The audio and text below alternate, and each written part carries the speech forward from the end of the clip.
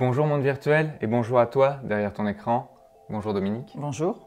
Alors aujourd'hui on se retrouve dans un décor un petit peu particulier. On va pas faire une vidéo comme d'habitude où tu vas nous donner tes petits points magiques. Il n'y a pas longtemps, je pense que tout le monde l'a vu, la cathédrale Notre-Dame a brûlé et sur les réseaux sociaux, tout s'est un peu enflammé et on parlait de messages de Dieu, etc., etc.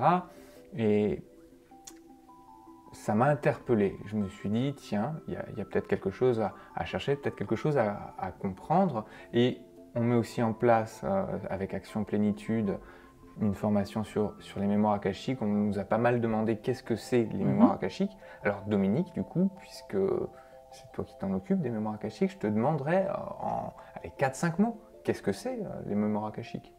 Alors, si on décompose les deux termes, qui sont mémoire et akashique, en fait, on va dire que c'est une bibliothèque de l'univers. C'est une bibliothèque de l'univers où le livre de chacun est inscrit. D'accord.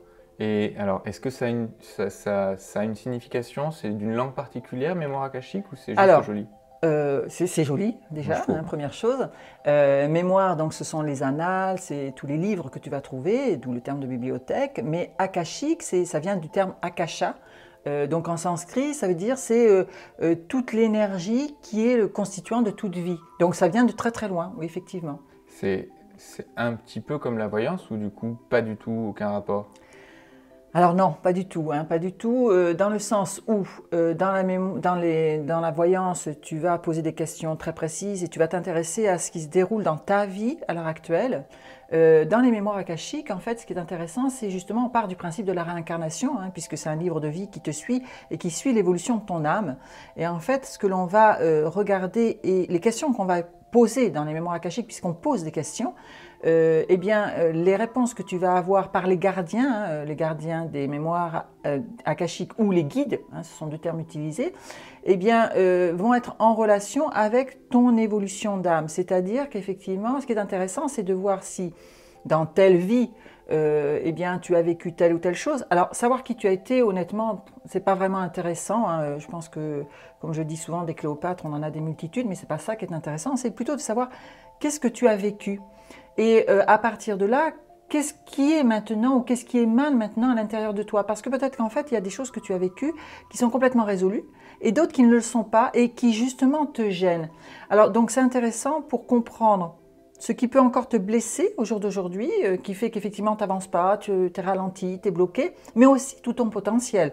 Parce que si tu as été un artiste qui avait un don dans l'écriture ou dans la peinture, eh bien il y a beaucoup de personnes que je vais avoir par exemple en soins qui vont me dire en fait non, j'écris pas. Et tu perçois, tu sais qu'effectivement il y a quelque chose à ce niveau-là. Eh bien quand tu vas ouvrir leur mémoire, puisque ça ne se fait que effectivement si la personne le demande, tu peux avoir accès à cette information et la personne va se révéler dans son potentiel. Donc c'est ça qu'il y a aussi de fabuleux. Ce ne sont pas que connaître nos différents titres, c'est plutôt connaître nos différents potentiels et pouvoir connaître aussi ces blessures qui peuvent nous gêner et pouvoir effectivement en faire quelque chose, c'est-à-dire peut-être en guérir. Pourquoi le peut-être? Ça dépend de chacun et de ce qu'il veut en faire. D'accord. Alors moi, je joue beaucoup, notamment jeu de rôle pas mal, et c'est un petit peu comme quand tu crées ton personnage, tu as ton personnage, tu pourrais le jouer comme ça et partir un petit peu en freestyle, un peu partout, mais il y a aussi une autre partie de ta feuille, c'est la fiche de personnage, son background, son histoire, et ça te permet de mieux comprendre et de mieux l'interpréter. On pourrait dire que c'est un petit peu dans la vie, on a notre feuille de perso, et en fait l'accès aux mémoires akashiques, ça nous permet d'avoir accès à notre background en fait personnel, notre histoire, comprendre un petit peu le cheminement de où on vient et peut-être mieux pourquoi j'ai eu tendance à réagir comme ça, Tout à etc. fait. Et vers où je peux aller. Tout à fait, puisqu'en fait, à partir du moment où tu poses des questions quand tu fais l'ouverture de tes mémoires, puisque effectivement l'ouverture des mémoires se fait avec un certain rituel, hein, on n'accède pas aux mémoires akashiques comme ça, on crée un espace sacré, donc il y a une grande sécurité.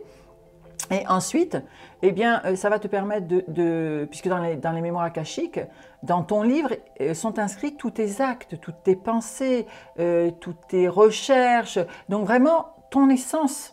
À partir du moment où tu as cette connaissance, ce qu'il y a de très intéressant d'ailleurs, c'est que cette connaissance ne t'est donnée que jusqu'où tu peux, je dirais, l'accepter.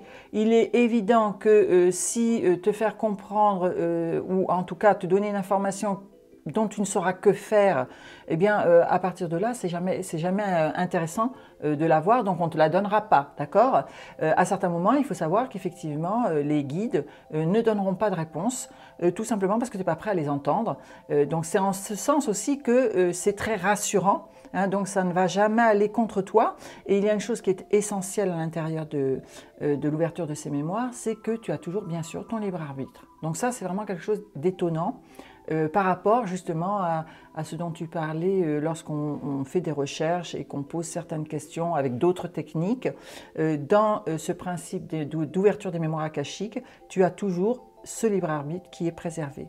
Alors tu parles d'ouverture de mémoire akashique, tu disais qu'il y avait une certaine façon de le mettre en place, oui, une certaine façon de poser les questions aussi. Ça semble très, très ritualisé tout ça. Est-ce il y a quelque chose de spécial, par exemple des prérequis pour à la fois la personne qui va ouvrir et à la fois la personne qui vient avec sa demande en fait? Alors, d'abord pour ouvrir les mémoires de quelqu'un d'autre, ça s'apprend. Tu sais qu'on va mettre donc un stage en place, donc c'est quand tu as atteint un certain niveau, hein, puisqu'il faut d'abord apprendre à ouvrir ses propres mémoires, aller d'abord vers soi. Et à partir de là, peut-être que demain, tu auras envie d'aider les autres et d'ouvrir les mémoires des autres. Mais ça ne peut pas se faire comme ça. Donc, les prérequis pour le premier niveau, j'aurais tendance à dire, c'est-à-dire celui où tu vas découvrir l'ouverture de tes propres mémoires, eh bien, c'est plutôt effectivement avoir envie d'y aller.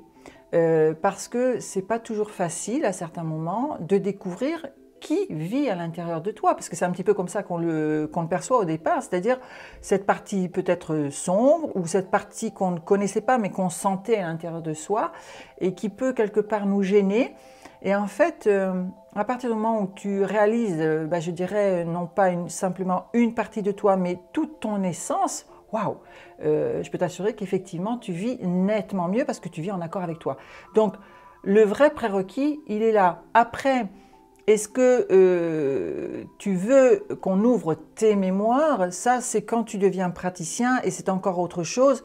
On est là aussi avec quelque chose qui est essentiel, c'est ne pas faire la confusion avec la médiumnité, mais on a déjà expliqué ce que c'était la différence. Et puis aussi, est-ce que tu es prêt à entendre? Maintenant, j'ai dit qu'il y avait quand même une sécurité, c'est-à-dire que les réponses qui te sont données sont toujours des réponses qui sont entendable par toi. On n'ira jamais au-delà de ce qui peut te faire progresser dans l'instant. C'est vraiment pas mal tout ça. Je crois que du coup, on se retrouve en stage, nous, dans pas très très longtemps pour justement... l'ouverture des mémoires, oui, découvrir l'ouverture de ces mémoires. D'ailleurs, du coup, si ça vous intéresse, il y aura forcément un lien quelque part en dessous de la vidéo pour aller sur le site et jeter un œil et peut-être vous retrouver parmi nous. Parmi nous, oui, tout à fait. Donc on va avoir deux lieux, hein. On va avoir Libourne et Paris. Donc à vous de voir si vous avez envie d'aller découvrir ce que sont réellement les mémoires akashiques et ce qu'elles peuvent vous apporter, à la fois pour votre passé, mais surtout pour votre potentiel d'aujourd'hui. Donc pour moi, c'est plutôt pas mal. Je crois que j'ai fait le tour de mes questions. En tout cas, est-ce que toi, tu as quelque chose à rajouter sur les mémoires akashiques?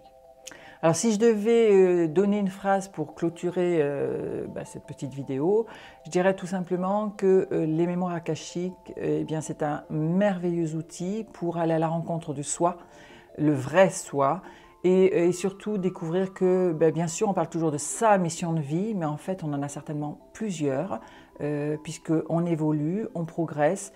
Donc les mémoires akashiques, c'est cet outil qui va vous permettre effectivement de découvrir vos différentes facettes, mais vos différentes missions de vie. Voilà, si je devais clore.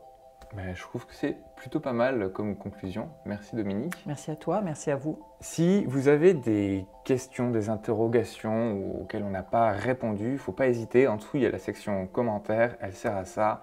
Posez-les, et puis Dominique et moi-même, nous y répondrons avec le plus grand des plaisirs.